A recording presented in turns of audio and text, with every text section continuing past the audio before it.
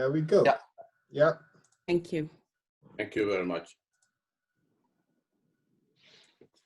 Okay, so thank you very much, Hiba, for the introduction. Even though Hiba has introduced us as researchers and academics from different universities, we are not organizing this session on behalf of the universities. We are organizing this session as individuals who have come up as a group, and we set up a network called Sahara Nexus. And Nexus simply means that connecting the global south with the global north. So our aim is to be able to bridge the knowledge gap between the global south and the global north. I mean, developing countries and developed countries. We have been here in the UK for some years now. I have been here for 13 years, and I know Gideon has been here more than that. Sanda has been here almost 10 years now, and Hiba too, the same. And we just have been, teaching here and researching here, and we've gone through a lot of, we've found a lot of issues associated with students specifically from developing countries struggling with a lot of academic issues, and one of them is critical thinking and academic writing. So we, as a group, and I'm talking about Sahara Nexus, we have come out to set up a series of webinars to be able to support our colleagues, our brothers, our sisters in these regions, so that we'll be able to compete favorably with our colleagues in the developed world. I mean, you all know we have issues. I mean, there are people who are trying to join this network, this particular webinar, and they are struggling. So that just tells you the problems that we have, the numerous problems that we have. And we as academics would do our best to make sure that we are able to contribute our knowledge or transfer our knowledge to people who will need it. And that's why we are organizing this. So this is just one of a series of seminars that we'll be organizing. And welcome all of you, and I'll hand over back to Hiba, and Hiba will moderate the session. Right, thanks, Dr. Robert Akparibo. So we're going to start with Dr. Sanda.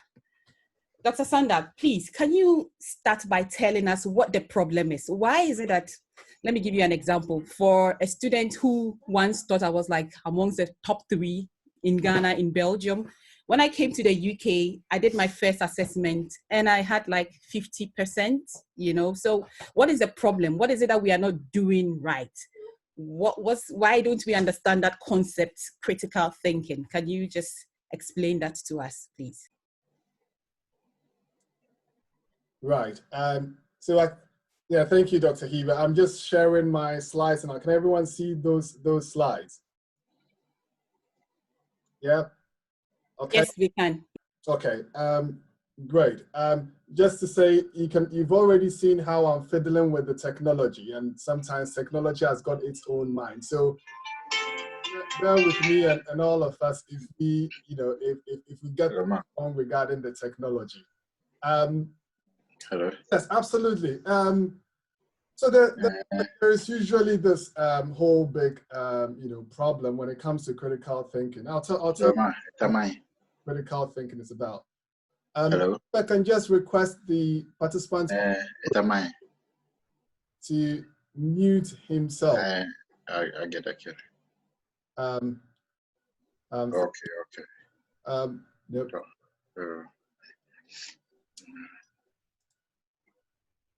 Right. So can I just request, anyone who is not speaking to mute him or herself, so as not to interrupt with the presentation. That would be great. I've been given a capacity to mute people, but just because I'm presenting, it's difficult for me to do that. So if you can mute yourselves, that would be great. So yes, back to what I was saying. So there's usually this big problem when it comes to critical thinking. And from my experiences of mentoring students, of teaching students and supervising students, and not only students but other academics, has been the problem arises from a transition from the way we think in our general societies and how we then think when it comes to academia, whether you're starting a new undergraduate program or a postgraduate program, or in PhD research. So in our general societies, we think in a particular way, okay? And this is usually influenced by a whole lot of factors, which I'll explain in more detail, which could be social, they could be cultural, they could just be, it's just the way society is designed. For example, just cast your mind back to the way people think and they talk on radio talk shows, from your various countries, for example, the way they present arguments, the way they come to conclusions.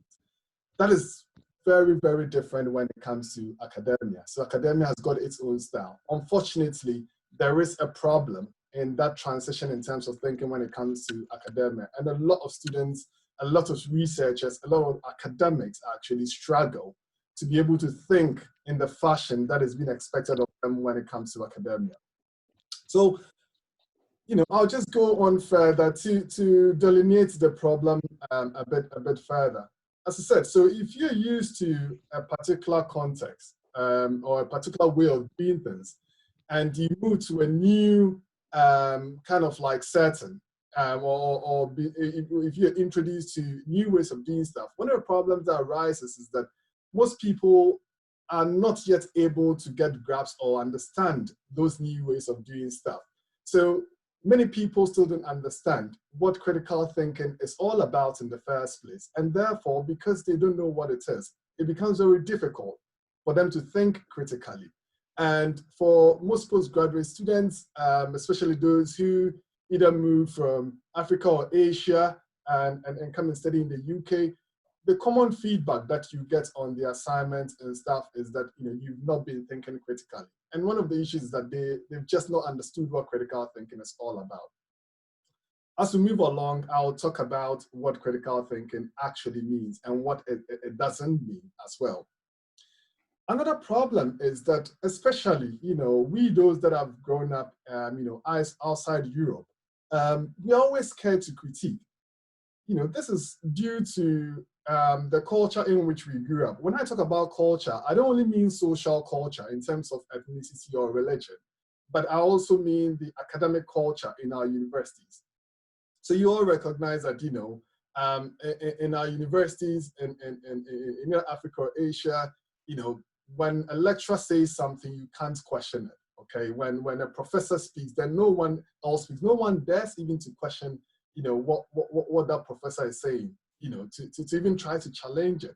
So we're always afraid, and this is a culture that most of us are in. Now, when you transition to, some sort of to Europe, for example, or the Americas or the Canadas, and in that higher education, that's not the culture. In fact, you are encouraged to challenge what your lecturers are saying, your professors are saying, to challenge what is already written in the books, what is already written in the articles. And because that culture is usually ingrained in us, we are very much afraid to do so. And that creates a problem. That actually prevents us from becoming critical thinkers. Another problem that, we encounter or we see students come up with is that if you're not well versed in the subject area that you're talking about, then you cannot critically think about that subject area. So, and that's usually a problem where you have students who normally would do some sort of shallow reading. And if you do that, if you are not well versed in that area or that topic or that subject, you find it very difficult to critically think.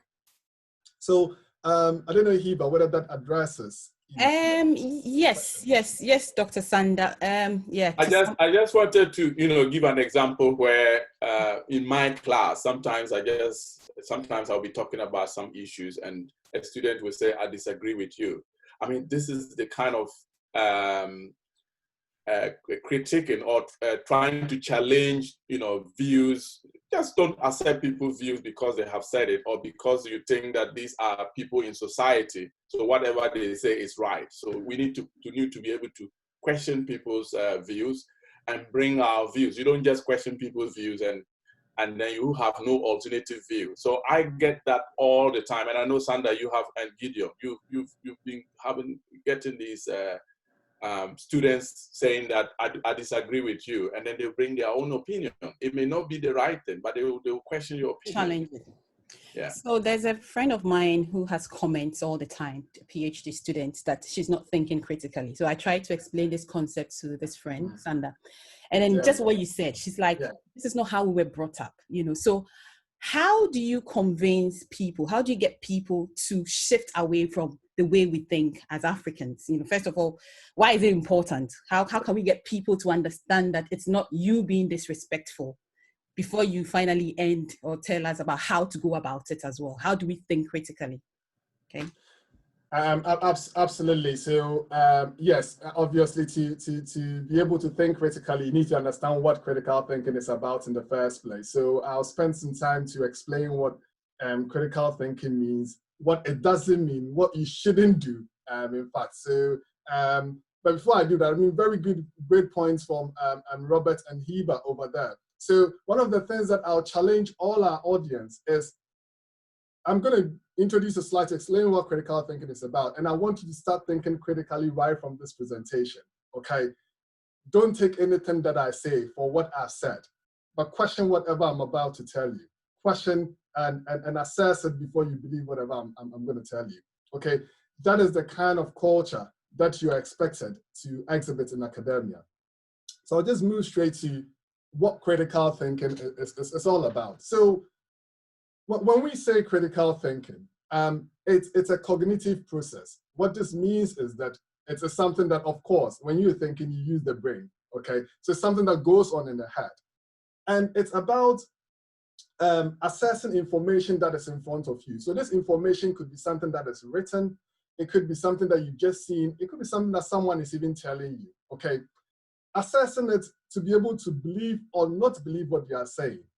But you are not using your own personal judgment to just say, I don't believe what you're saying, I don't trust what you're saying. You are using evidence, okay? You're using evidence to really see whether what you are saying is supported by evidence or not, okay? So this is really very important. So if you tell me something, as a critical thinker, I don't just jump and say, I don't believe what you're saying, or I believe what you're saying, but actually I need to weigh what you're saying. What evidence have you presented to support what you say? Have you weighed this evidence well? And based on that, I can then make come to a conclusion whether I believe what is being said or I disagree with what is being said, based on the evidence that is presented. I'll go further and break down these things for you. So it's about questioning what you read. Okay, so don't take it critical thinking.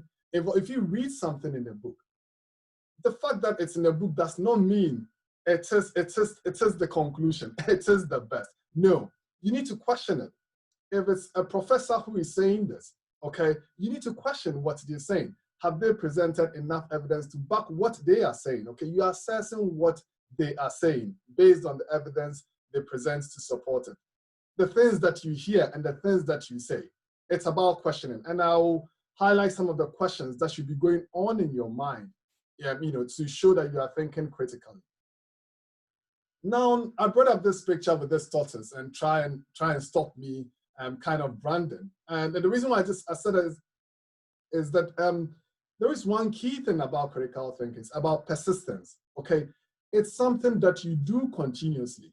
As an academic, or once you start postgraduate studies or you're doing your undergraduate studies, it's about questioning everything at every single stage. When you're listening to your lecturers talking, it's about, have they provided enough evidence to support this? What are some of the conclusions that they are drawing? Is this backed by evidence?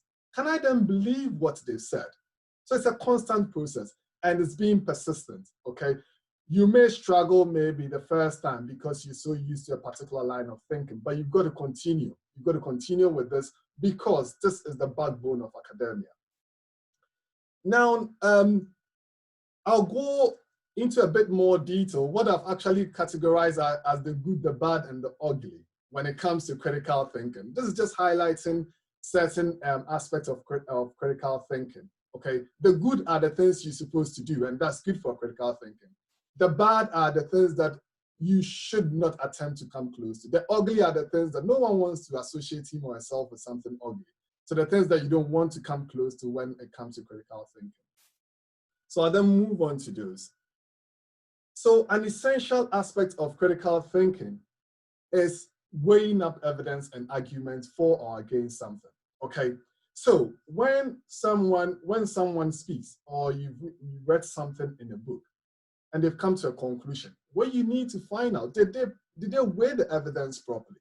Okay, I'll give you a typical example, and this is going to be from my health field, but I'm aware you are all from different disciplines as well and at different stages of your academic career. But hopefully you'll be able to relate these examples to your other areas, whether computer science, whether business, whether engineering or mathematics.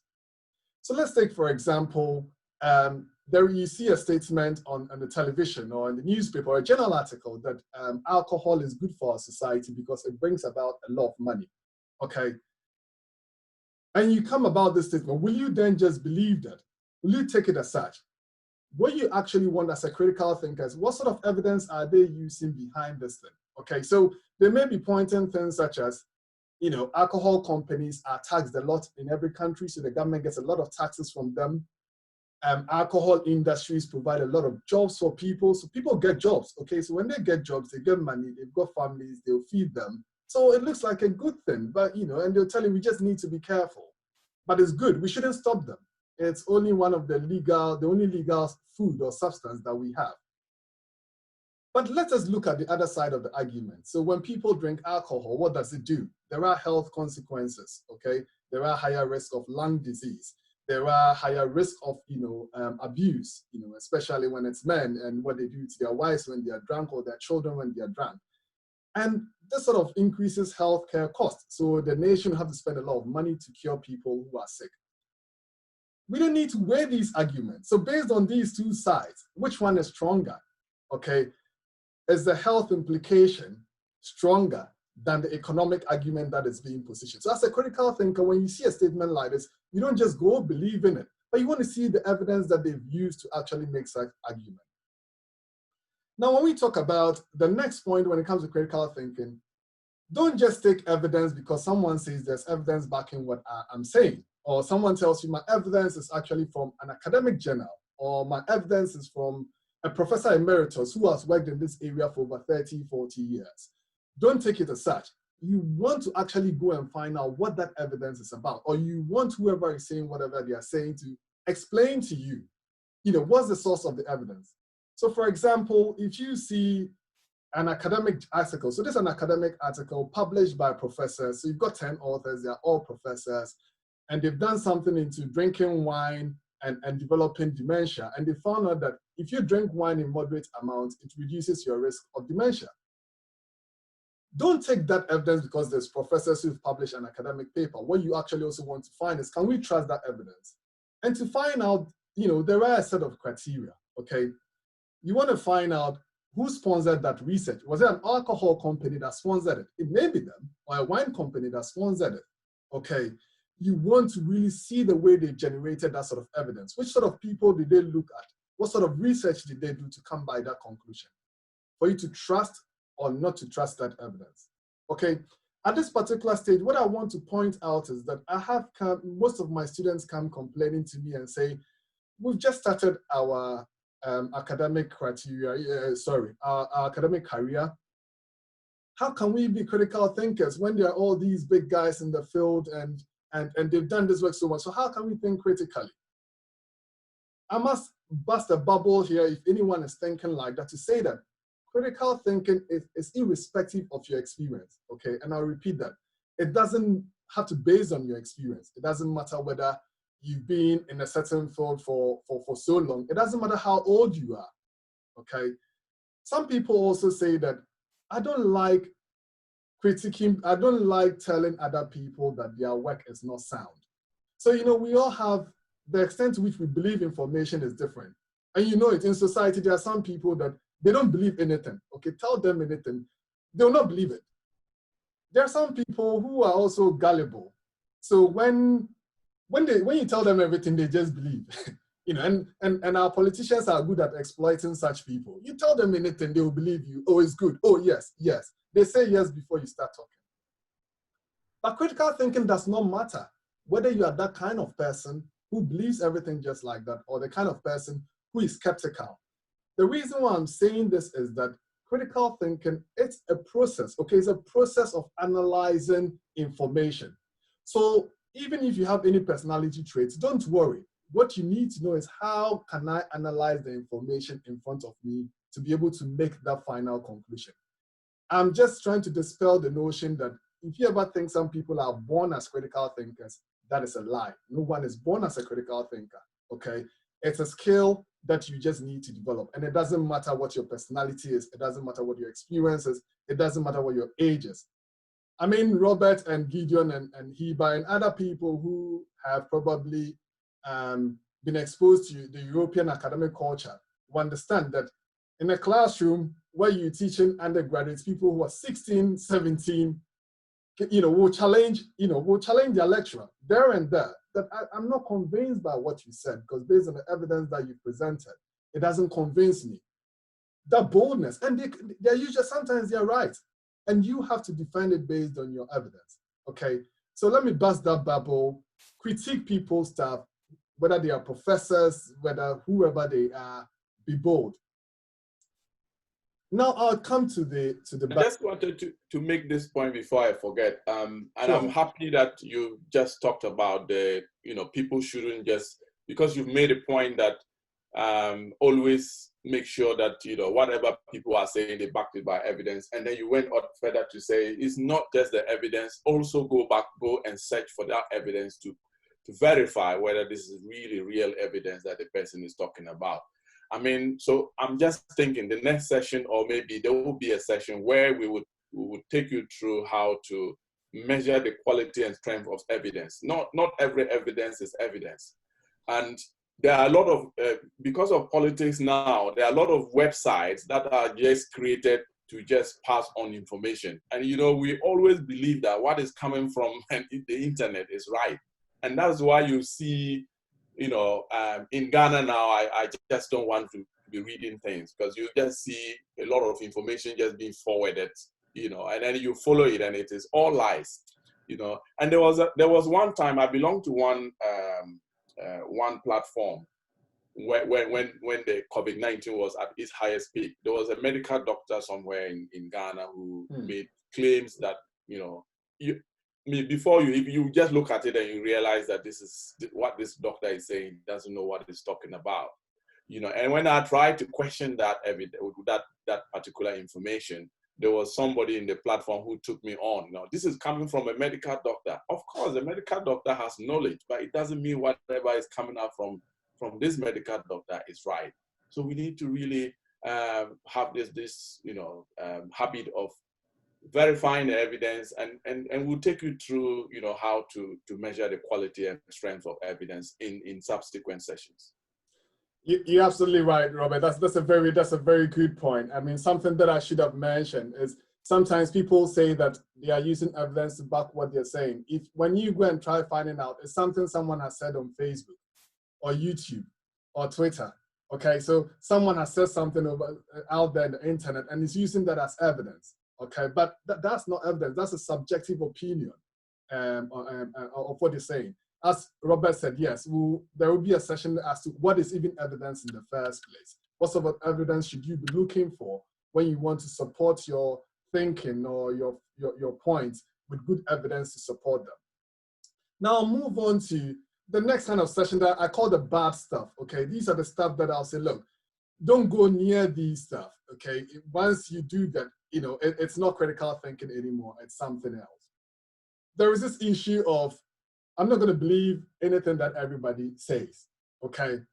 I'm just not going to believe it because of, a lot of things, because of the kind of worldview that I subscribe to, or because of my experience. So I'm just not going to believe it. So the issue of fake news over here.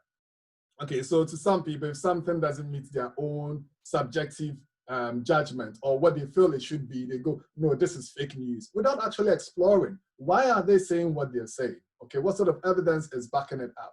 So having a very pessimistic view, remember that when you're critically thinking about information, it's not that you want to be negative about what is being said. You actually want to make sure that whatever, whether you believe what you are saying or you don't believe what you are saying, is backed by a sound logical argument, okay?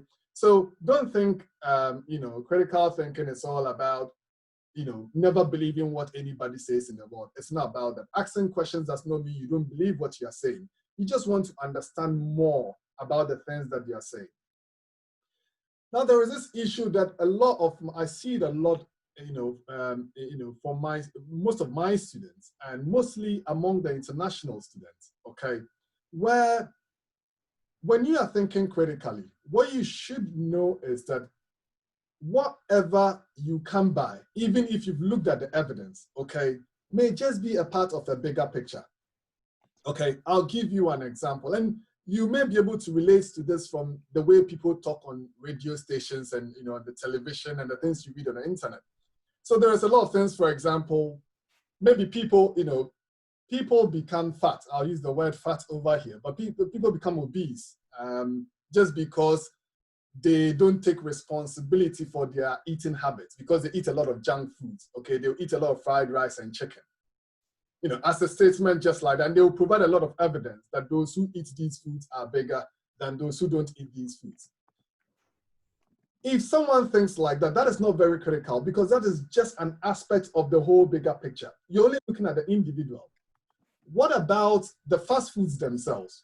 Okay, what about those governments that have allowed those fast foods to be established in those neighborhoods where those poor people are? So usually where the poor people are, that is where you find all these fast foods.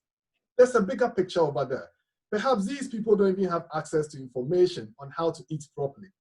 So you can see that there is a bigger picture.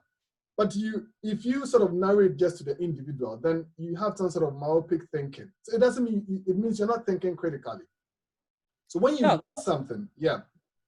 Sorry to interrupt you. I was just conscious of our time. So I wanted you to kind of move to how we should, think critically. How should people do it? It's interesting. I think I think you should go on. Just go on. And we are not many, so I think we should digest it well. This is really getting very interested. I know, from the moderator, you want to do your job, but it's getting so interested. I think I'll get the balance right. So just the last point on this, and we'll move on. Yes, of course, because of time. And so absolutely. So critical thinking does not involve having a very myopic mind, but it's thinking about the bigger picture as well. Where whatever you find, you should realize that there is more bigger stuff to it, and you should acknowledge that in your thinking as well. Okay, so I'll move on to what I class as the ugly. This is a very controversial slide. The word ugly does not apply to this man. This guy's a very handsome man, and I really love him. I really, really love him. So it's not about him, but it's just to explain his gesture. That when we say critical thinking, we don't mean criticizing people, okay? Wanting to whip people's information to death. That's not what critical thinking is about. And, in our various countries, whether it's Ghana, whether it's Pakistan, whether it's Nigeria, if you look at the TV talk shows, sometimes you see people saying negative things, and sometimes it can result in so much heated argument and it turns into something else because they are all saying negative stuff about the other person's comment. It just shows that they are not critical thinkers. It's not about pointing negative stuff. As I said, it's about just trying to find out why people are arriving to whatever conclusion is and to decide whether you believe them or not believe them. You may not believe what someone is saying based on the evidence that they presented. It doesn't mean what they presented is bad. Just that at that point in time, they've not got enough evidence to back it up. So at this point, you are not compelled to believe. Maybe if they come back with more substantive and substantial arguments, you may change your mind. So it's not about criticism. Just before I move quickly, Dr. Hiba, I'm aware of the time now, just to just highlight the importance of critical thinking. For academics, this is the rigorous process that we can assess that whatever we find, okay, will be original. Whatever we find will be legitimate, if you like, to influence practice or policies wherever we are. But for students, it's very important because it actually shapes the way you think. It makes it to be very, very accurate when you're thinking, if you develop the skills in this area. It helps you to find out or note what is relevant and what is not when you are exploring an issue. So if you have an assignment, having good critical thinking skills will enable you to choose what should I look at when it comes to this assignment, what shouldn't I look at? it helps you to read. I mean, in Europe, for example, one of the challenges many people face is that you've got access to so many materials. I know this is not the case in the eastern part and the southern part of the world, if you like, where you've got limited access to materials. But in Europe, it's different. You have so many materials that when you're given an assignment, you don't know where to start from. But if you develop the skills in critical thinking, it helps you to focus your reading, which aspects you should look at. And when I explain how to do critical thinking, maybe this may be clearer, okay? It helps you to be able to get your point across effectively to people. So when you are also presenting information about your line of argument, it helps you to think what to use to back whatever you're saying and how to convince people to stand with you or to oppose you. But of course, as any student, your biggest target is always to get your grades, okay? So you want either a first or a 2-1, or you want a distinction, or you want an award. The biggest weighting when it comes to assignments that are coursework in academia, right from the undergraduate to the postgraduate level, is about critical thinking. Whenever we're marking essays, whenever we're marking dissertations, whenever you are reviewing an academic paper, these are the things that you look for. Are they thinking critically? Okay, so it's one of the biggest areas to improve your grades as a student. So how then do we think critically? Yeah, Sanders, can I add just something quickly and then we can? Of course, Gideon, yes, you can. Critical thinking is not only about we just thinking about our grades, but it applies to everything in life. And when you subject anything to critical thinking, it improves the quality. And I always use German engineering as an example. Yeah, because the Germans are good critical thinkers. They critique the good part, they critique the negative part, and see how they can pull these two together to improve whatever they produce. So you can see anything, German cars, German buildings are of higher quality. So critical thinking, when you develop critical thinking, it can help you to improve the quality of whatever you're doing, whatever decision you're going to take, whatever you're going to build, whatever you're going to buy, and you subject it to critical thinking, you end up with something of a higher quality than just a basic one. Thank you. All right, thank you, Gideon. So I'll just quickly move on to how to now do it. So to be able to think critically, see yourself as a detective who is trying to investigate a crime, okay, or a murder, okay. What are the sort of things that you want to find to be able to solve this case? Okay, so some of the key questions you start asking yourself to be able to think critically is, what do you think about this issue? So this is the information in front of you. What do you think? Why is this information presented in this way? If you're listening to people, what is this person trying to tell me? Or if you're reading something, what are the authors trying to say? Why are they saying what you're saying? Do I agree with what you're saying? If I agree, why do I agree? If I don't agree, why don't I agree with what you're saying? Based on their perspective, are there different perspectives to the issues? Are there other angles to whatever they are saying? Have they acknowledged those angles? Okay. How does this fit with what I know about the subject area? Or how does it challenge or deviate from what I know? So trying to find answers to these questions enables you to become a critical thinker, okay? So you can see that you're asking questions to know more so that you can be able to make that sort of informed judgment and conclusion at the end of the day. Okay, so I feel that I always see this analogy as the best. So when you want to assess whether you're thinking critically, see yourself as a detective or an investigator who wants to find out why something has happened, okay? And these are some few questions that can help you to think critically about an issue. So as I said, critical thinking, it's in all aspects of life, as Gideon has pointed. So, in the things that you read, in the things that you hear, in the things that you see. So when it comes to reading, for example, so if you're reading a book, if you're reading a journal article, or whatever information, whether it's on the internet, you want to find out what are the lines of arguments? What is this text trying to say? Have they just made a blanket statement? Have they gone into detail to explore the whys behind what they're saying? What are their assumptions? Why are they saying what they are saying? Do they have hidden agendas? behind what you're saying. Okay, what is the evidence that you are using to support what is being written? And is their conclusions actually supported by that evidence? Okay. As I said, critical thinking also applies to what you hear or what you're listening to. So if you're in a lecture, or as you're listening to me now, what you want as a critical thinker, what you want to start doing is, what is the consistency in what I'm saying? Okay, am I contradicting myself? Have I said A and I've said the same thing but said it in another way? If I'm contradicting myself, why do you think I'm contradicting myself? You don't really find out from my body language, okay? Why is it that there are parts that maybe when I'm talking, the tone of my voice changes? Are there certain things that I'm saying that I sort of ramble over it? Is it that I'm not sure about what I'm saying? Is it that I'm trying to hide some evidence?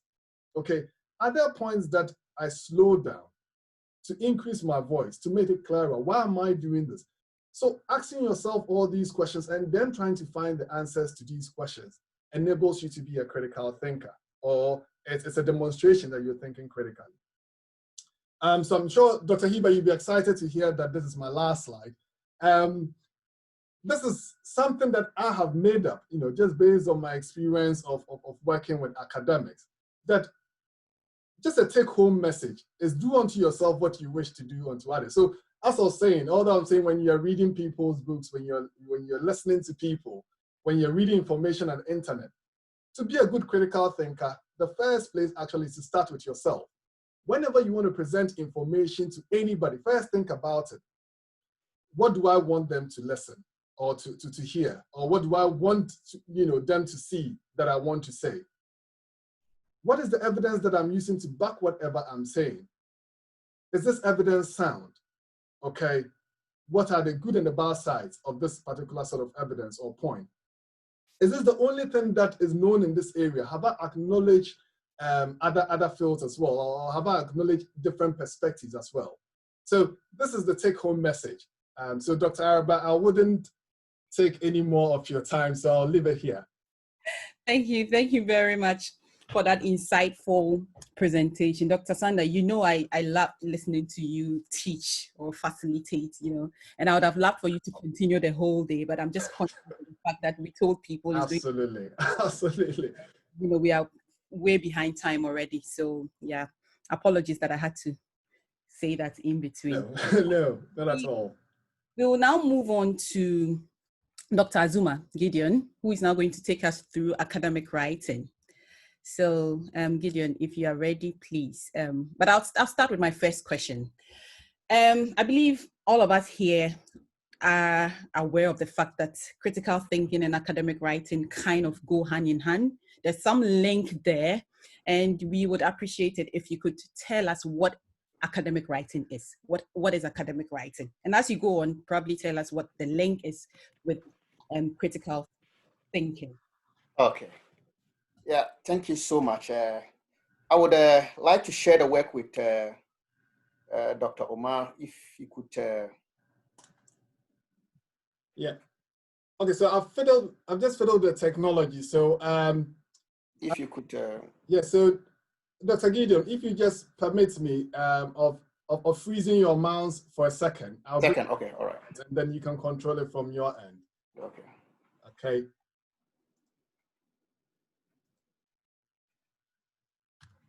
So there we go. Okay. So you can use your up and down arrows to move between your slides. Okay. Thank you so much. Oh, that was a very lovely presentation by our brother, Dr. Sanda Omar.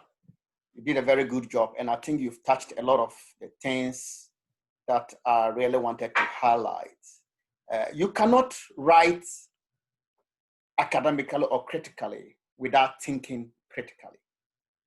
This is a very important aspect of academic writing. So we've started with critical thinking, and it's part and parcel of academic writing, which is very, very important. Now, sometimes you see people write different things. Or let me put it this way, we have different types of writing.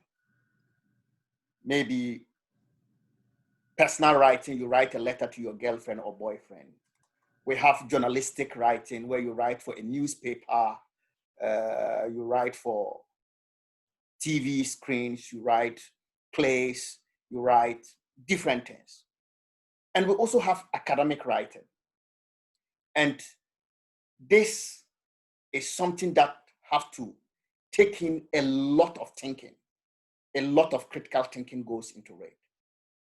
Your writing has to be very, very clear. And you have to try as much as possible to use a lot of evidences in your work to make sure that whatever you are writing is supported or is backed by concrete evidence, more recent evidence, or it has to be backed up with a kind of data. You've collected data to support whatever you are writing. So academic writing is totally different from just writing something down, or journalistic writing, writing for a newspaper, writing a play, or trying to convince people. Academic writing involves a lot of critical thinking. You have to write clearly and you have to use evidence. The second thing about academic writing is that you have to have a plan and it has to be focused.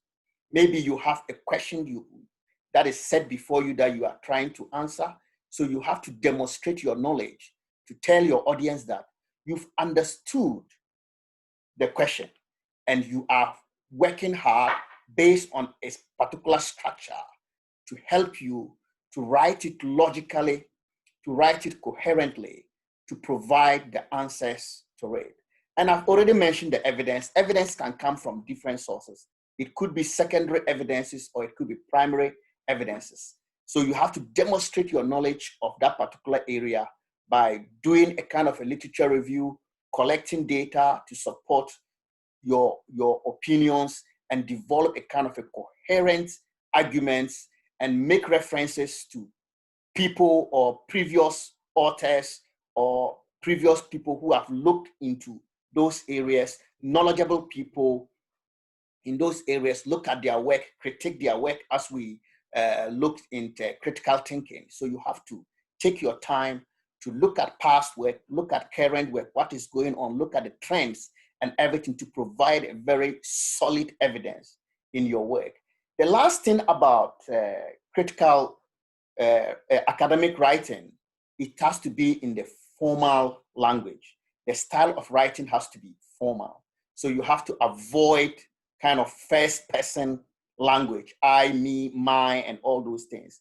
If you are going to use things like I, me, my, those things, maybe you are referring to somebody or you put it in quotation. So these are some of the things that if you do, then it can tell the reader or the audience that you are writing academically, or that is a very good piece of academic writing. I will give some more examples as we go on when we come to look at the good, the bad, and the ugly in terms of academic writing. Right. Can I just say something before you move? Yes, please. I like the point you made about the clarity in writing. Sometimes the way we speak. I mean, there are people who would take a long time to whine around to make a point. And then we have to have patience for them. Mm-hmm. When they are writing, they do the same thing. So they try to say a lot before you now be able to get the point. So I think the clarity you are talking about there is very, very important. So that to be concise. So that when somebody picks your work and just read once, you'll be able to. In fact, sometimes I have to read my students' work 3 times before I get the point. That's true. And that is where the problem comes in. Yeah. So I like that point about clarity. Clarity. Yes, because I was also asked about that, and Robert, you've just mentioned one of the problems. I wanted Gideon to tell us what based on your experience, what are some of the problems and challenges you see that students usually have with academic writing. Yes, yeah, and I think what Robert just said is true. Sometimes it's not about the quantity. Most essays we say write, or report we say write 1,000 words, 500 words. And students can beat about the bush. They can they would think that what they are putting down on paper is answering the question or meeting the objective of the assignment. But in actual fact, they have not taken their time to plan and focus on the question. Their work is not structured. They've not provided any evidence. They've not provided any clarity. And their work is just too basic. What I would say, too descriptive. So in doing that, you would see your lecturer or your professor would give you a very low grade and tell you that your work is too descriptive. So if you have ever got feedback from your lecturer and you see the word descriptive, that means you are not writing academically, you are not writing clearly, you've not planned your work, you've not focused, you've not provided good structure, the evidences are so scanty or there is no evidence at all, and the writing is so basic. There is no good formality in it. Can I just give one? Have I answered your question? Yes, can I just, is someone speaking? Or can I just give another example? Yes. That's what Robert said. So in my department where I did my, I think the limit for the PhD dissertation was averagely 70,000 words. Yeah. So mine was less than that. And I was a bit worried because it says 70,000 words. And in my office had about 120,000 words. Yes, for PhD. But it was later on that the examiner, when I got to know her, told me that as examiners, people who examine PhD students and master students, nobody wants to read 120,000.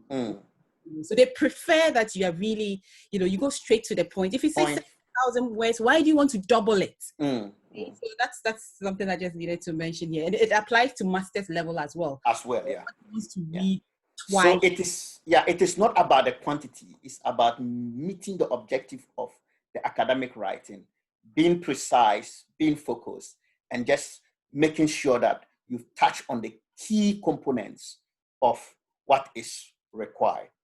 And sometimes also you need to know who you are writing for. You need to know who you are writing for, the purpose of your writing, and who are going to read your work, or what is your audience. This is very, very important in academic writing. And you may be writing for various stakeholders that you may have. So let's take, in our case, for example, maybe it may be an assignment that you are writing to your examiner or to your professor.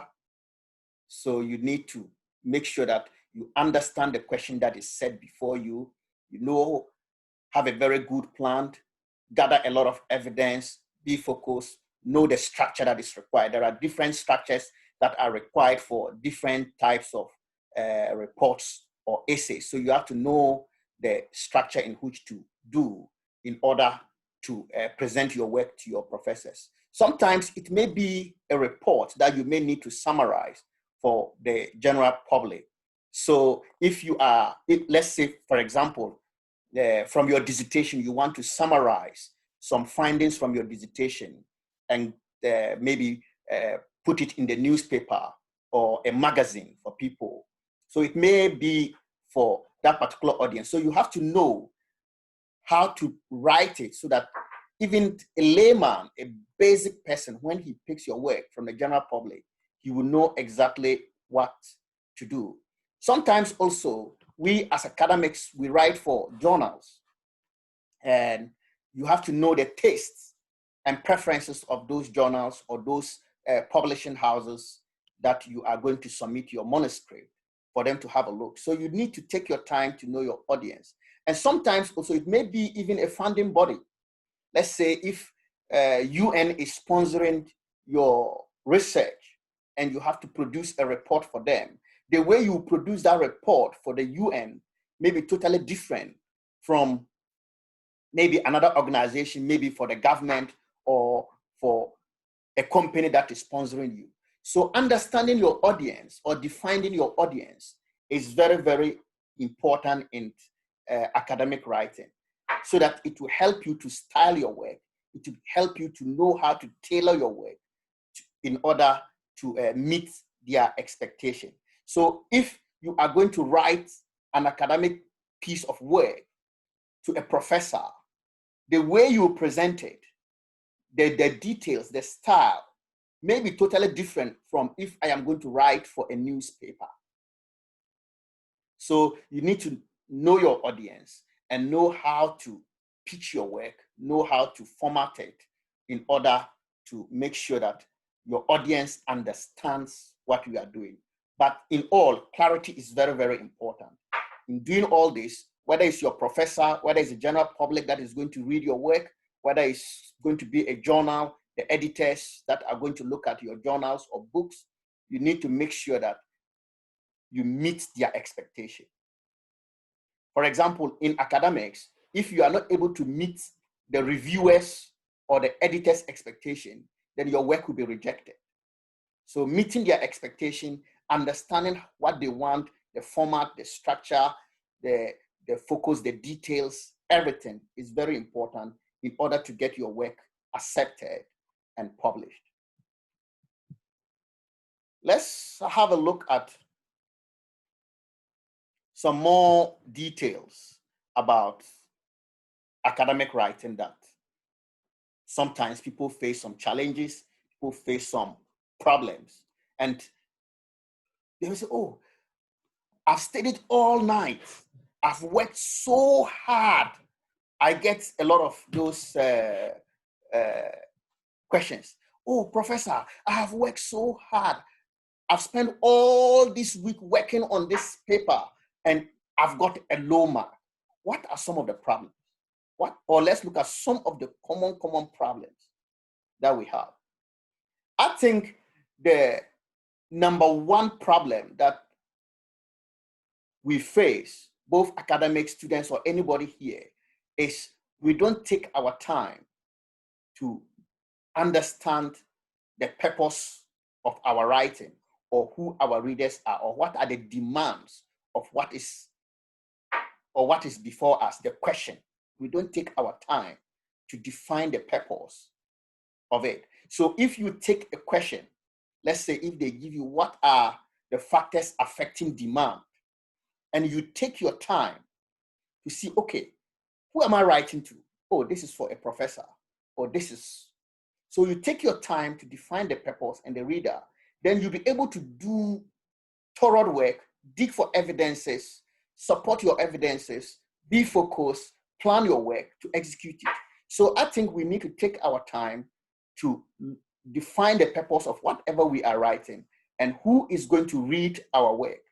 And based on that, we'll be able to do a very good job in our writing. Now, we've already looked at something with Sanders, critical thinking. This is very, very important when it comes to academic writing. And that is how to incorporate academic and practical evidences. Let's say if you pick evidences from Facebook, and Brother Robert already said, let's say, let's look at the example of the doctor, and you incorporate those evidences in your work, it is not an evidence that is credible. So when you are incorporating evidence in your work, you need to have critical thinking. You need to critique that evidence and be able to incorporate evidences that are credible and not just criticize and say, oh, this doctor said this, that ginger cures corona, without any laboratory evidence to support that ginger cures corona. I'm just giving an example, recent examples that we can use. So you need to incorporate strong academic and practical evidences that are credible and not just hearsay or popular says. So that is very, very important. Now, can I say something? Yes, please. So, I mean, I can see that the majority of participants here are from Ghana and yes, I think one from Pakistan. And I wanted to say that you may not see what Professor Gideon is saying because your exam is based on sitting down and writing. They give you an exam paper, and then you write, you write what you have learned from books and then put it there. But if you get the opportunity to come out from Ghana to study outside the country, you realize that most exams is, writing an academic paper. I think so. We are talking about these things based on what we see. And I know that the majority of you have already got your master's, probably either in Ghana or even here. So you might have been exposed to this. Those of you who have not had the opportunity to write these academic papers, it is a good opportunity for you to pick some of the lessons there. I mean, you will definitely be doing your PhD or be doing your master's outside. And this is what you will be facing. These are some of the things that you are going to meet. And so these are important key points that Gideon is making. Yeah, so if you can proceed, Gideon. Okay. Yeah, thank you very much, Dr. Akparable, for chipping in that. Now, another important aspect of academic writing is trying to balance your writing. And I always tell my students that academic writing is like the human anatomy. If you look at a normal human being, maybe your head is sizable, you have a neck, you have a chest, you have a stomach, then it goes down to your legs too. So from top to down. So you need to try as much as possible to balance your work. You shouldn't have a very big head, the introduction, and then maybe a small chest, that is the literature review, and then maybe a bloated stomach. And then, so you need to try to balance your writing. Good introduction, very good literature review. Then you go into your methodology. You try as much as possible not to have an oversized methodology. Be precise in your methodology. Tell the reader how you've done your work or how your research was conducted. And then you have your results section and discussion. Then everything is balanced. So somebody looking at your work will not say, oh, your introduction is 5 pages and your literature review is just 1 page.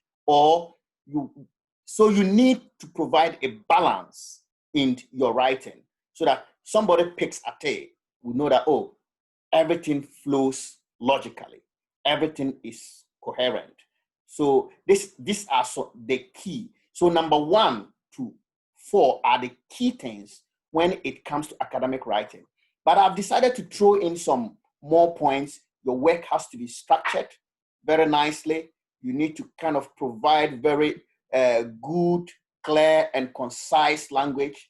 Avoid, as I said earlier on, avoid first-person language. I am, my work, and all those things. You need to be very careful. So instead of saying my work, you could say this research. Instead of saying my research, you could say this research. So try to use the formal academic language. Make sure that your grammar is very, very good. Your font style, the way you present your tables, charts, graphs, referencing sometimes, don't mix it. Stick to one style of referencing. So if you are using Harvard, stick to Harvard. If you are using the American Psychology Association way of referencing, do that. If you are using Cambridge, stick to one style of referencing. It's very, very important. And organize your work in such that everything is clear. If you have appendix in your work, make sure that you know where to put them and where to refer to them and so forth. So these are very, very important when it comes to academic writing. And these are the key common problems that we have among students.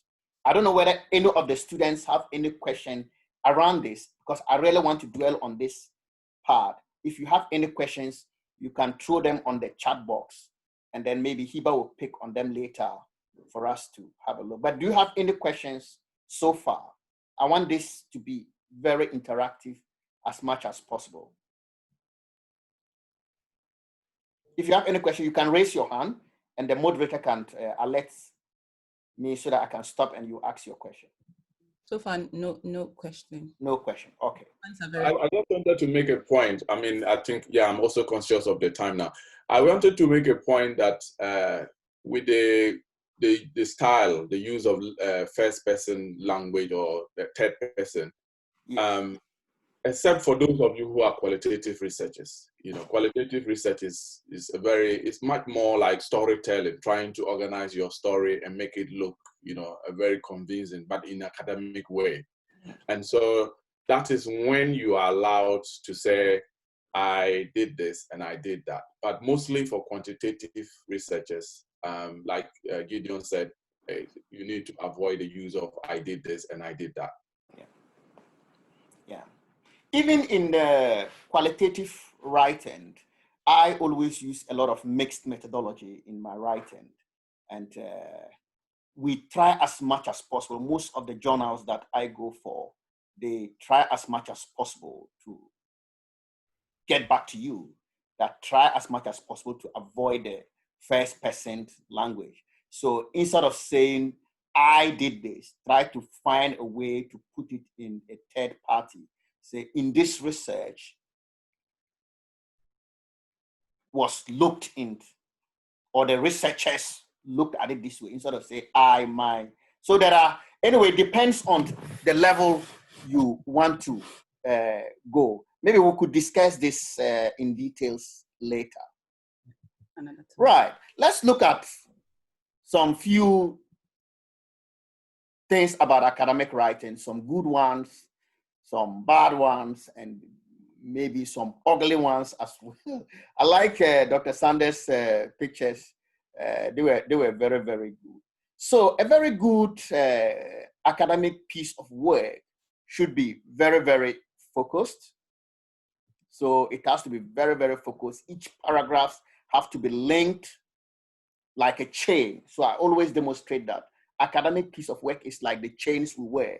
Everything is linked. So you construct all your paragraphs. So your introduction, every paragraph is linked. You provide bridges or you provide hooks to each paragraph till you complete, and everything is connected. And I've provided a very good example here for us to have a quick look. So if you look on the left-hand side of your screen, this is just a small paragraph.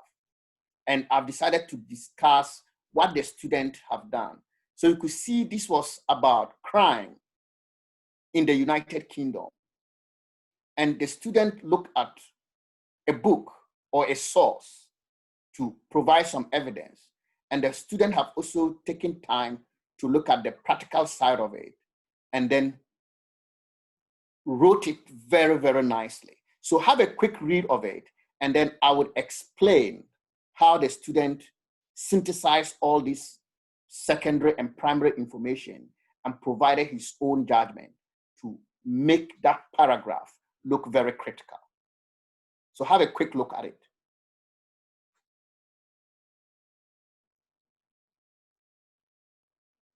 Okay, so we can see from this paragraph on my left that the student have synthesized some secondary information that is from a book by Driver.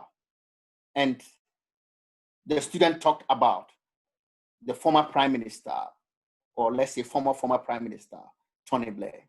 And he has also provided some primary evidences, some practical or primary evidences from the Prime Minister at that time, David Cameron. And then went ahead to provide evidence to support the main point of the paragraph. So in critical writing or in academic writing, you need to look at what the theory or what previous researchers have done.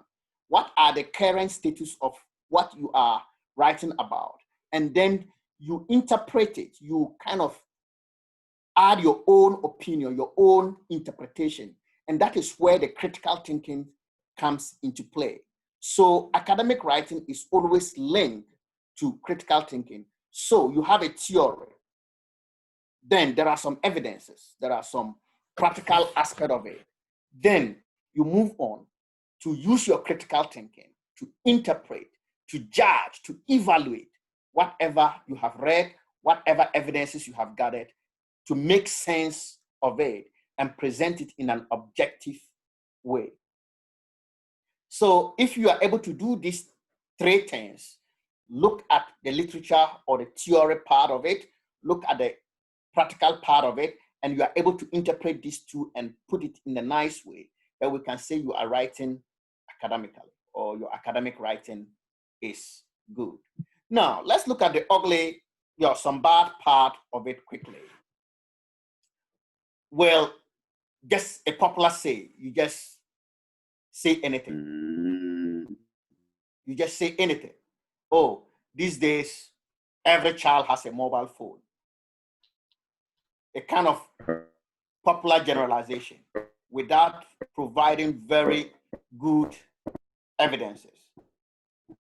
Or maybe going back to what Sanders said earlier on, maybe if you are doing something in political science, maybe you just pick on some popular quotes about Donald Trump or and you just criticize it and just present it without any basis, without any evidence, then we can say your academic writing is not very good. So you need to try as much as possible to incorporate evidences in whatever you write. Good God. Sorry, I should have killed him. I'm so sorry. Sorry about that. Okay, so Doc, yes, please. Here, can I just interrupt you and read one question to you? Yes. Is, please, with reference to evidence-based writing, suggested guidance on how to critique a research article when using it as evidence in your write-up. Do you have any suggestion on? Yes. What I always advise my student is that knowledge does not sit in one person's head. So maybe your professor have given you an article, let's say Akbarabo et al. 2014, to critique. You don't only have to concentrate on that article. Maybe Akbarabo et al. May looking at maybe obesity in northern Ghana, but maybe there have been some other works as well about obesity in northern Ghana. So instead of you just focusing on only that article, you could look at what others have done and compare and contrast it with what Akbarabo et al. Have done in the north, or not only in the north, surrounding areas, or even in Ghana as a whole. And then you can then do a very good critique. But if you just solely focused on just one piece of work, that may end up convincing you that that piece of work is the best, and you will not be able to apply the critical thinking that Dr. Sanders took us earlier on. So not just looking at one evidence, but looking at multiple evidences against that article you are critiquing. I was just going to say that, because of time, we would be organizing a session on critical appraisal of research evidence. So that would address Dorothy's question. So we will take you through what tools we can use to take a paper, read it, and then apply those tools to be able to come out and say, this is a good paper, and this is the evidence that this paper contains is quality or less quality, is robust or less robust. So let's move on, and then we would organize another session and discuss that specifically. Okay, Doc, can I now? Still being conscious of time again. The tips, what should people take away today? People who are here, what should they take away with? Maybe tips on how to do proper academic writing or something like that. Okay, because of time. Okay. Yeah, there are many tips that I would like to give out. The number one thing to write academically is don't procrastinate. Start early. And when you start early, try as much as possible to concentrate on your work. And maybe you could plan yourself, have a writing timetable to constantly write. Don't leave it till last minute. So this is very, very important. If you write continuously, and that is one of the habits that students have developed. These days we have a lot of distractors. that distract us from writing. So try to focus as much as possible on your work and write. Maybe, okay, today I'm just going to concentrate to write my introduction.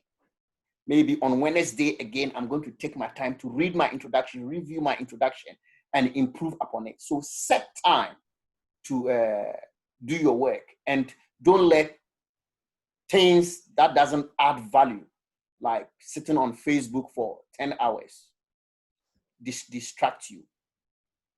So you need to avoid a lot of distraction and set yourself some writing goals and try as much as possible to be disciplined and stick to them and work through them. It's very, very important. And then when you write your piece of work, let somebody have a look at it. You could discuss it with your supervisor. You could discuss it with somebody you think is more knowledgeable than you. So that person could give you some feedback, could give you some comments on how to improve upon your work. And always try to have like a jotter that you can write some ideas, ideas that come to you midnight. So try to have a jotter, or whilst you are in the library, whilst you are doing your observation in your laboratory, whilst you are doing your reading, have a notebook by you that you write some good points that you can kind of critique later on. And try as much as possible also to read others' work. So reading widely is also very, very important when it comes to critical writing.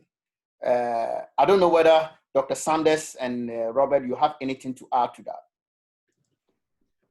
Well, yeah, Sander, you go on.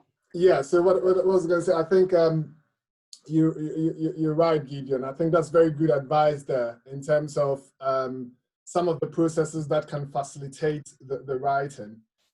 But just to add is that in writing academically, I mean, a very crucial point is critiquing. Okay, it's critiquing the evidence, and by that what I mean is that whenever you make a proposition or you sort of propose a line of argument, it's finding out what so it's basically saying what I am, what you writing down is backed by this evidence. But not only that, but how good is this evidence? Okay, so for example, if you say that drinking tea, for example, will actually reduce your risk of getting lung cancer, you want to look at, okay, so this may be published by a journal article, right? And that's the sort of evidence you're trying to use to back up your argument. But you need to critique this. How many people did they use in their investigation? They're exploring drinking tea and actually, having a high risk to cancer. How was cancer measured in the first place? Did they just ask people that do you think you have cancer or not? Did they just ask people how many cups of tea do you drink? If you're asking people questions, your final responses are going to be based on what they've told you, and that could be biased. Okay, so there's one aspect of in terms of academic writing, the key word that comes out is critiquing.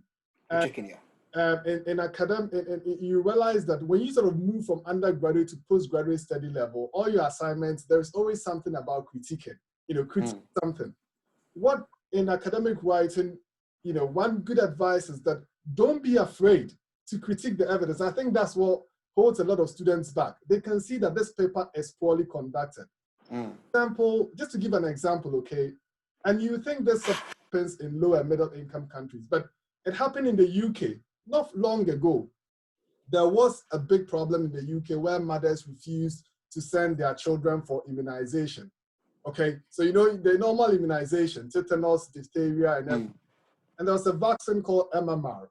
And mothers refused to send their children there because a research was conducted that showed that if you had that vaccination, your children will become disabled. There will be a lot of illness. And no one actually looked at the evidence at that time. And there was so much chaos in the United Kingdom back then. In fact, when they looked at the evidence, they only included 12 children in that study, just 12. So the whole UK, it's only 12 children they examined, and it was only 12 children that they realized that there were some problems when they had the vaccine, out of the entire population in the United Kingdom. However, this had caused people to be scared. Even till date, mothers refuse to send their children just because of that. But no one, actually critique that evidence. So you can, in a high-income country, look at what has happened.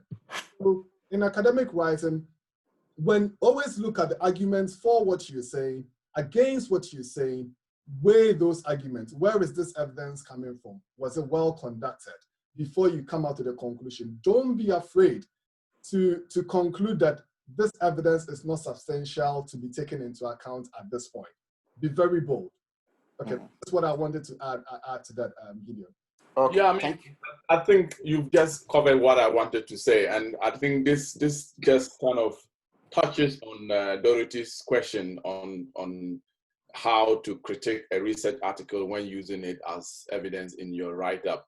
And I said that we will be organizing a session on critical appraisal of research evidence. But of course, I mean, you hear people say, I mean, I think there was one platform that somebody was talking about that there's lack of evidence for a particular topic that we're discussing.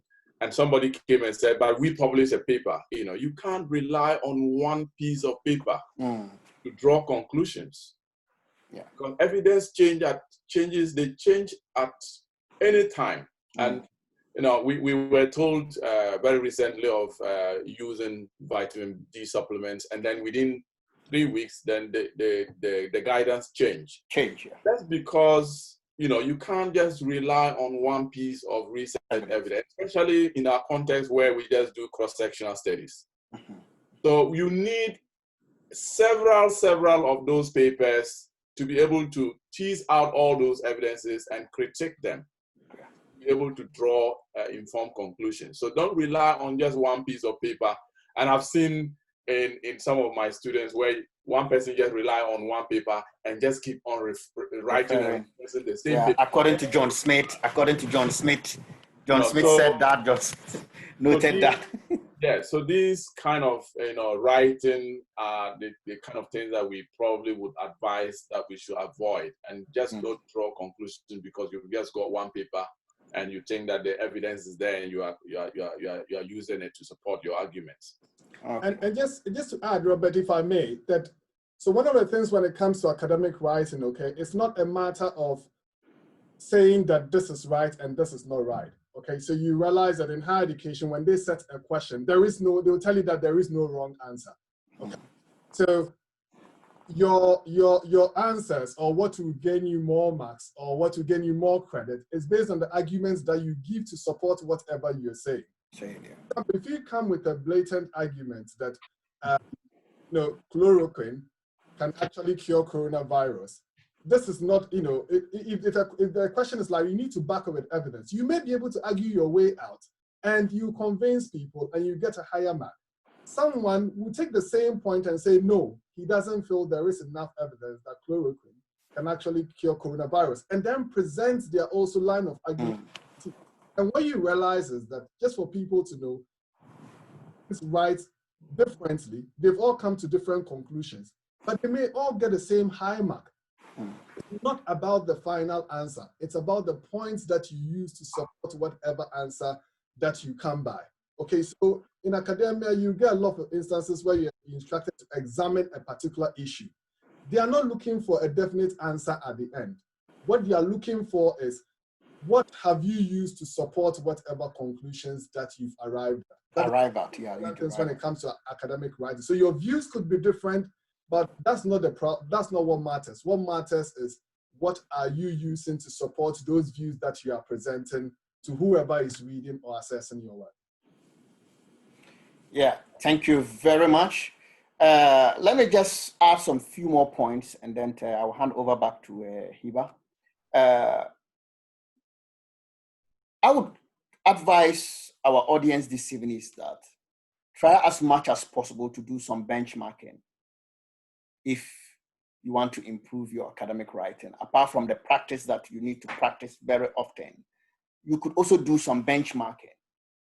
And let's say you could ask your professor, you could ask your assessor, can I have a look at a piece of work that scored a very high mark?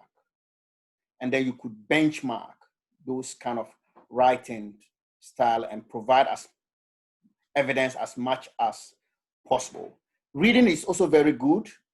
Yeah, you read a lot of academic work around, look for high quality journals, research pieces that are available, and just read. Don't be lazy in reading. And then always aim higher. For the few academics that are among us, you could aim higher. Go in for the top journals. Even if your work is not good, they will give you feedback. They will reject it and give you good feedback. And then you say, oh, so this is how to do this. They will point all your mistakes to you. So don't be afraid to dare higher. So always aim higher. And then maybe if you miss that, you get all the feedback that you want, that you can use to improve upon your writing skill. Okay, Hiba, that is me for today, in case you may have more questions for me. Yes, I personally have a few more questions, but I'm conscious of the time. And so I think I wouldn't ask these questions now. Hopefully in our next session, we can still touch on some of these questions that might come up before our next session. And actually we'll let people also know before our next session the topics we have lined up. So we want to do this for a while. Robert, do you want to say something about what we are planning to do before? But I also want to say a big thank you to our presenters, Dr. Azuma, Dr. Sanda, and Robert, Dr. Akparibo, for this insightful discussion. I think people would appreciate everything that has gone on, not just learn what it means to think critically, but also have picked 1 or 2 points on how to think critically and how to write in an academic style or academic language. So yeah, I'll thank you all for coming, and then I'll hand it over to Robert to say some few words before we bring this to an end. Yes. Thank you very much, Hiba. And I also want to use the opportunity to thank you for moderating, even though we had to interject. I had to say that, well, these two guys were great, so allow them to just continue a little bit. But I guess our participants have picked out something. I just wanted to say that sessions like this, academic writing, critical thinking, in fact, critical thinking alone, in most of our universities, we teach it throughout the semester. In fact, sometimes throughout the year. Throughout the year, we do it throughout the year. 12 months that students go through this training. So, I mean, we cannot use 1 hour to let you get everything about critical thinking, everything about academic writing. But we are just trying to give you the basics of what you should go out there and find out. Go out there and read more. Maybe we probably would compile a list of articles that touch on academic writing and critical thinking, and then read them and then be able to enrich your knowledge. Look, there's knowledge doesn't end after masters. It doesn't end after PhD. I mean, most of us are still learning. Yeah. So please continue to read. As you see, Sahara Nexus, under it, we have put the research and mentoring. What we are trying in the long term to do is to be able to provide mentorship, to be able to take 3 of you and then pair you with Sanda, for example, and Sanda will take you through your development, I mean, your career development, your professional development. We should be able to have a program. We are trying to see if we can get funding. If we get funding, we should be able to design a mentoring program that we can really impact good knowledge, good professional skill, develop your professional skills to be able to market yourself well and compete well with the rest of the world. So these are just preliminary things that we are doing. We would line up a series of training short. These are just, in fact, I'm not using the word training here. It's just to give you the flavor of what we would be doing in the long term. So in the long term, we may organize a full training session on academic writing, where we take you through workshop, give you examples, give you scenarios to go through. But for now, just keep on reflecting on these things And then when we come to start to do these trainings, in the long term also, we want to see if we can give people certificates for participating in trainings. So I want to thank the two presenters, Gideon and Sanda, for their time doing this, and all of you who have made it able to make the time to participate. I know there are challenges for some of you joining and you join late, but we'll make the recording available for you so you can play it at your own time, and then you can share it with people who haven't managed to participate, and encourage anybody you know that needs this kind of training. Let me tell you, I mean, don't be shy to say, I want to learn. I want to learn how to critique. I want to learn how to write academically. I want to learn so many things. That is the culture we have. I mean, when students from developing countries, especially Ghana, come here, I know we know, as for knowledge, we have it. We have the knowledge. We have the theoretical knowledge. We even have the practical knowledge. It is just how to put it into practice. So this is an opportunity. Feel free, email Sahara Nexus, any questions that you have, anything that you want us to do, and even make suggestions to us of any tailored training that you think that we would deliver to sharpen your skills or develop your skills further. So do email us, do send us your comments. In fact, provide us with feedback. Today's session, for example, you can send us feedback of how you think, how it went. We are saying that we are not perfect, so we want to improve, want to keep improving, and then make sure that in future, when we are running this session, there wouldn't be any problems at all. So thank you all for coming. I'll hand you back to Hiba. Hiba, if you want to close the session. I think Hiba is not around. Sanda, you want to say anything? Well, no, not exactly. All that I've just got to say is to thank thank everyone for making time to come. And I think you said everything, Robert. We hope to run these sessions in the future. This is the first session, and your feedback will be great. I know there's a bit of issues with timing. People came in a bit late, and this has been longer. But I think subsequent sessions are going to be relatively shorter than this, and perhaps more opportunity for audience to interact, ask questions and also share their experiences. So I want to thank everyone for coming. It's been incredibly great to have you to be part of this. Thank you. Yeah, thank you everybody for coming. And thank you. Somebody asking about email address. We email you with the link. So that is the same email you can email us. So just reply to that email, but be cautious because you may reply to everybody. So just reply to only that email, and we will get all your comments. Send us comments, send us feedback, and send us suggestions of sessions that you think that will be relevant. Yeah. Okay, so thank you very much. Yeah.